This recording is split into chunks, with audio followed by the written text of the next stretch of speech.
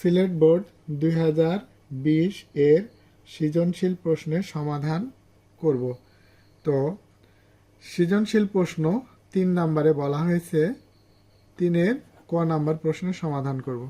তো 3-এর কয়ে একটা ধারা দেওয়া আছে। ধারাটি হলো 1 + 1/√5 প্লাস 1/5 প্লাস ডট ডট চলতে থাকলো।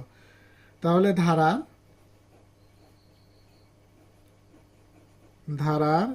1 ম প্রথম পদকে আমরা এ দ্বারা প্রকাশ করি, এ সমান হলো 1। এবার সাধারণ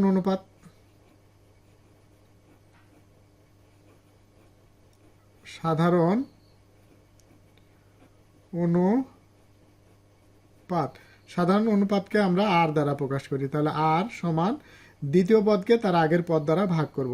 তাহলে দ্বিতীয় পদ হলো 1/√5 ভাগ 1। তাহলে 1 দিয়ে যদি ভাগ করি তাহলে আমাদের হবে 1/√5। আচ্ছা, যেহেতু আমাদের ধারার কোনতম পদ 1/625 জানি না, সেক্ষেত্রে আমরা ধরে নেব যে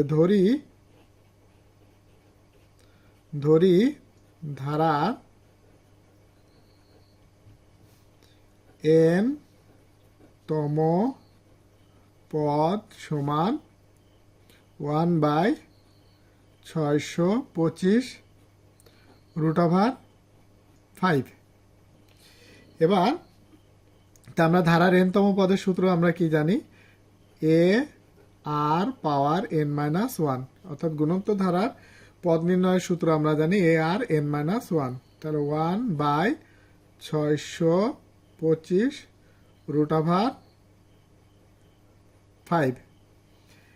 যেহেতু আমরা এর ভ্যালু আমরা এখানে জানি, তো এর ভ্যালু হলো 1। তো আমরা এখানে লিখবো 1 ইন্টু আর এর ভ্যালু আমরা জানি 1/5।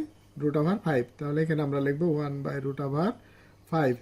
আর এখানে এই পাওয়ারের পাওয়ার অর্থাৎ n-1 সমান 1/625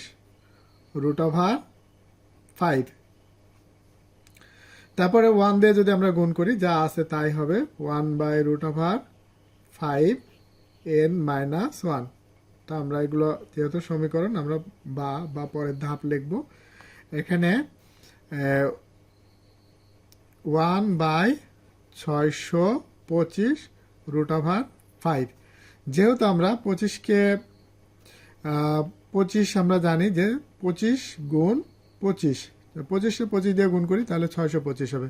তাহলে এখানে 5 আছে কয়বার? 2 বার। 5 × 5 = 25। আবার এখানে 5 আছে কয়বার? 2 বার। 5 × 5 = 25। তাহলে এখানে 1/5 n-1 এখানে আমরা হিসাব করি 1/5 মানে কি? √5 আছে 2 বার, এখানে 2 বার, এখানে 2 বার, এখানে 2 বার। তাহলে মোট কয়বার হলো? √5 আছে 8 বার, আর এখানে হলো 1 বার। তাহলে মোট কত হলো? √5 হলো 9 বার। এই পাওয়ার 9। এখন যেহেতু এটা ভিত্তি মিলে গেছে, ভ্যানিশ, তাহলে আমাদের এখানে হবে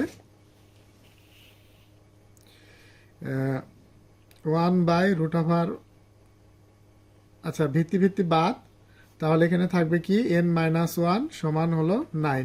এখন যদি n মুক্ত করার জন্য 1টা -1 ওই পাশে যদি পক্ষান্তর করি তাহলে সাইন পরিবর্তন হবে। তাহলে n 9 + 1, তাহলে এখানে কত হলো?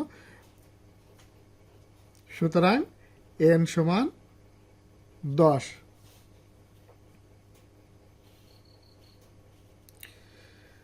তো ধারার 10তম পদ 1/625 √5 অ্যান্সার।